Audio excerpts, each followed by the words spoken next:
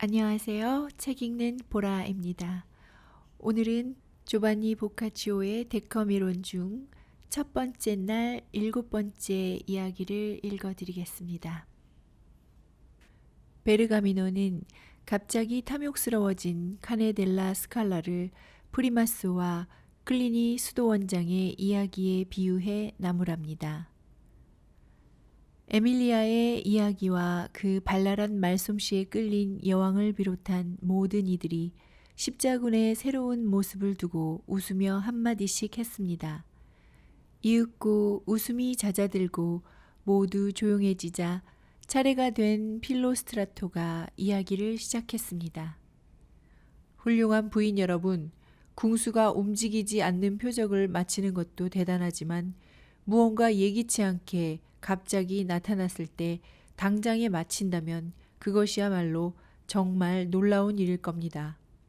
수많은 저질스러운 일 중에서도 성직자들의 추잡하고 더러운 생활이야 마음만 먹으면 누구라도 어렵지 않게 입에 올리거나 풍자하거나 꾸짖을 수 있습니다. 말하자면 움직이지 않는 표적이라 할 수 있지요. 돼지한테나 주든지 차라리 버리면 좋을 것을 가난한 사람들에게 던져주는 수사들의 위선적인 자선을 건드려 조사관을 조롱한 그 꽤 많은 사람의 행동이 크게 칭찬받은 것처럼 이제 저는 어떻게 보면 그보다 더 칭찬을 받을 만한 사람의 이야기로 앞의 이야기를 이어갈까 합니다. 훌륭한 신사인 카네 델라 스칼라 씨가 하루아침에 이유 없이 너그러운 마음을 거두자 그 상황을 마치 다른 사람 이야기인 듯 돌려 말하면서 자기와 스칼라 씨 사이에 일어난 일을 비꼰 사람의 재미난 이야기입니다. 내용은 이렇습니다. 카네델라 스칼라 씨의 명성은 온 세상에 자자했습니다. 그분은 여러 면에서 운도 좋아 황제 페데리코 2세 이래로 이탈리아에서 가장 널리 알려진 유명 인사요, 주요 인사 가운데 한 사람이었습니다. 이 사람이 베로나에서 대단히 의미 있고 성대한 연회를 개최하면서 각계의 명사들은 물론이고 특별히 궁정소속 기예인들도 초청했습니다. 돌연 계획을 취소한 것입니다. 그리고 이미 와 있던 사람들에게는 선물을 줘서 돌려보냈답니다. 단 한 명, 베르가미노라는 사람만 남았는데 실제로 들어보지 않고는 도저히 믿을 수 없을 만큼 말솜씨가 뛰어난 사람이었습니다. 베르가미노는 아무 선물도 받지 않았고 또 돌아가라는 말도 듣지 못했기 때문에 틀림없이 뭔가 좋은 일이 생길 것이라 기대하면서 그대로 도시에 머물렀습니다. 하지만 카네시로서는 베르가미노에게 선물을 한다는 것은 그 선물이 뭐든 불 속에 던져 그냥 버리고 마는 것이라는 생각이 들었습니다. 그래서 바뀐 상황에 대해 아무 말도 하지 않았고 어떤 말도 그의 귀에 들어가지 않도록 했습니다. 베르가미노는 며칠이 지나도 자신을 불러주지 않고 자기가 자랑하는 재주를 보여달라는 요청도 없는 데다 말이며 하인들을 데리고서 여관비만 축내자니 기분이 울적해지기 시작했습니다. 그래도 떠나는 건 옳지 않다고 생각해서 마냥 기다리고만 있었습니다. 그는 연회에 당당한 모습으로 등장하고 싶어서 다른 귀족들에게 빌린 훌륭하고 비싼 옷을 3벌 가져왔는데 여관 주인이 숙박비를 치르라고 닥달하는 바람에 그중 1벌을 주고 말았습니다. 얼마간 그렇게 머물다 더 입고 싶은 생각에 2번째 옷도 줘버렸습니다. 그리고 3번째 옷은 담보로 식비를 충당하며 견딜 만큼만 견디다가 돌아가야겠다고 생각했습니다. 그렇게 3번째 옷으로 먹고 살던 어느 날 베르가미노가 식사를 하는 카네 씨 앞에 울적한 얼굴로 나타났습니다. 카네 씨는 이야기를 나누며 즐기자는 생각보다는 베르가미노를 놀려먹으려는 짓궂은 심산에서 이렇게 말했습니다. 베르가미노, 무슨 일인가? 아주 울적해 보이는군. 뭐든 얘기 좀 해보게. 그러자 베르가미노는 기다렸다는 듯 한치의 망설임도 없이 지금 자기가 처한 처지를 빗대어 이런 이야기를 들려주었습니다. 영주님도 아시겠지만 프리마소는 문법에 아주 정통했을 뿐만 아니라 무엇보다 대단히 뛰어난 즉흥시인이었습니다. 그래서 프리마소는 무척 중요하고 저명한 인물로 알려졌지요. 한눈에 척 알아볼 정도는 아니었지만 어디를 가나 프리마소의 이름과 명성을 모르는 사람이 없었습니다.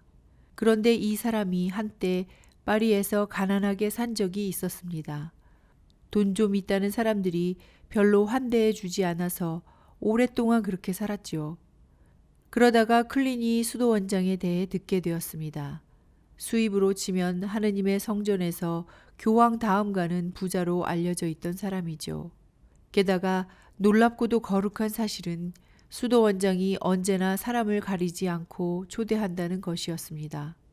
그분 사는 곳에 찾아가면 먹고 마시는 걱정은 할 필요가 없다는 말이었죠. 그분이 식사를 할 때 부탁만 한다면 말입니다. 사람들은 누구나 훌륭한 명사를 만나고 싶어 하지 않습니까? 프리마소도 이 이야기를 듣고 그 수도사의 고매함을 한 번쯤은 보고 싶다는 생각이 들었습니다. 그래서 그 수도원장이 파리에서 얼마나 떨어진 곳에 사는지 사람들에게 물었지요. 사람들은 6마일쯤 떨어진 곳에 있는 수도원에 산다고 대답했습니다.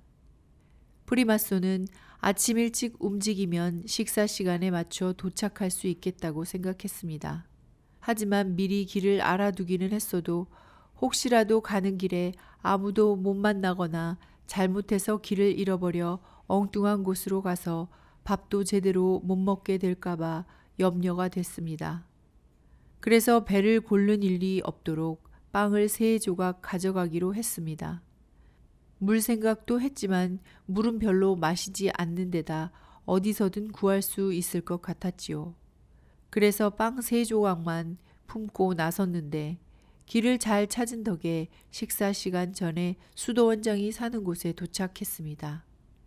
프리마소는 안으로 들어가서 이리저리 둘러보았지요. 수도 없이 늘어선 식탁이며 놀라운 주방 설비며 식사를 위해 준비해둔 갖가지 재료를 보면서 속으로 이렇게 중얼거렸습니다. 정말 듣던 대로 엄청난 분이로구나. 그때 수도원의 집사가 식사 시간이 됐으니 손 씻을 물을 준비하라고 했습니다. 물이 나오자 손님들은 저마다 식탁에 앉았습니다. 우연히도 프리마소는 수도원장이 식사를 하러 들어오는 방문을 정면으로 바라보고 앉게 되었습니다. 그곳에는 수도원장이 와서 자리에 앉기 전에는 아무도 식탁 위에 놓인 포도주나 빵이나 그 밖의 음식을 결코 먼저 마시거나 먹어서는 안 된다는 관례가 있었습니다. 집사는 식사가 다 준비됐으니 언제라도 식사하실 수 있다고 수도원장에게 전하라고 했습니다. 수도원장은 식당으로 들어가려고 방문을 열게 했습니다. 그러자 이게 어찌된 일입니까? 정면으로 눈에 들어온 첫 번째 사람이 하필 지금까지 한 번도 본 적이 없는 꾀죄죄한 꼴의 프리마소였던 겁니다. 그런 그를 보자 수도원장의 마음에는 그때까지 들지 않았던 불쾌한 생각이 가득 차 올랐습니다. 대체 내 음식을 누구한테 먹이는 거야? 그러고는 방으로 돌아와서 문을 닫게 하고 옆에 있는 사람에게 방문에서 정면으로 보이는 식탁에 거지 같은 사내가 누구냐고 물었습니다. 하지만 아무도 아는 사람이 없었지요. 한편 프리마소는 먼 길을 걸어온 데다 단식에 익숙하지 않았던 터라 빨리 식사를 하고 싶었습니다. 하지만 아무리 기다려도 수도원장이 오지 않자 집에서 가져온 빵 3조각 가운데 하나를 꺼내서 먹기 시작했습니다. 수도원장은 시간이 좀 흐른 뒤에 하인 하나에게 프리마소가 갔는지 보라고 일렀습니다. 하인은 이렇게 대답했죠. 아닙니다. 가기는커녕 빵을 먹고 있는데 자기가 갖고 온 것으로 보입니다. 그러자 수도원장은 자기 빵이 있으면 그냥 먹게 놔둬라. 오늘은 우리 음식을 주지 않을 거니까 하고 말했습니다. 그렇다고 쫓아내는 건 좀 너무하다 싶었는지 수도원장은 프리마소가 알아서 떠나기를 바랬습니다. 그러나 빵 1개를 다 먹도록 수도원장이 오지 않자 프리마소가 2번째 빵을 먹기 시작했습니다. 그가 떠났는지 보라고 했던 수도원장은 이런 모습도 전해 들었지요. 2개까지 먹고 난 프리마소는 그래도 수도원장이 오지 않자 마침내 3번째 빵을 먹기 시작했습니다. 그건 역시 수도원장에게 보고되었습니다. 그러자 수도원장은 갑자기 이런 생각이 들었습니다. 내가 오늘 왜 이런 생각이 드는 걸까? 이 얼마나 수치스럽고 인색한 짓이란 말인가. 오랜 세월 동안 귀족이건 촌뜨기건 가난뱅이건 부자건 상인이건 떠돌이건 누구에게나 원하면 먹을 걸 내주지 않았던가. 뿐만 아니라 불황자 같은 놈들이 개걸스럽게 처먹는 걸 이 눈으로 봤어도 오늘 저 사람을 보면서 느끼는 이런 기분을 느낀 적은 한 번도 없지 않았던가. 아무리 하찮은 인간을 봐도 내 마음속에 인색함이 자리한 적은 없었는데 불황자처럼 보이는 저 사람은 대단한 걸물임에 틀림없구나. 인간을 존중하는 내 마음을 싹 가시게 만들었으니 말이야. 수도원장은 이렇게 속으로 내면서 그 사람이 누구인지 알고 싶어졌습니다. 결국 수도원장은 그 사람이 자기가 관대하다는 소문을 듣고 자기를 보러 온 프리마소라는 사실을 알게 됐습니다. 뛰어난 인물로 명성이 자자했던 프리마소에 대해서야 이미 귀가 따갑게 들었던 수도원장은 부끄러운 생각이 들었습니다. 그래서 마음의 빚을 갚기 위해 이런저런 방법으로 그를 환대하려 애썼습니다. 그리고 식사가 끝나자 프리마소의 인물됨에 걸맞게 근사한 옷을 입히고 돈과 말을 주었으며 떠나거나 더 머물거나 좋을 대로 하라고 했습니다. 프리마소는 기뻐하며 자기가 할 수 있는 만큼 감사를 표한 다음 걸어서 떠나온 파리로 말을 타고 돌아갔다고 합니다. 눈치 빠른 카네 씨는 더 이상 설명을 듣지 않고 베르가미노가 무슨 이야기를 하려는 건지 완벽하게 이해했습니다. 그는 미소를 지으며 이렇게 말했습니다. 베르가미노, 그대는 그대가 입은 손해와 그대의 능력, 나의 인색함, 또 그대가 나한테 바라는 바까지도 완벽하게 보여주었네. 사실 나도 지금까지 이렇게 인색하게 군 적은 한 번도 없었네.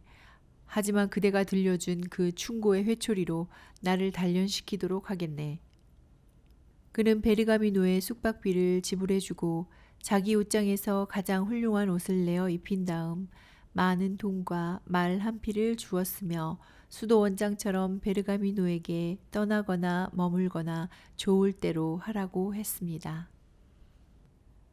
여기까지 조바니 보카치오의 데카메론 중 첫 번째 날 7번째 이야기를 읽어드렸습니다. 책 읽는 보라였습니다. 오늘 하루도 행복하세요.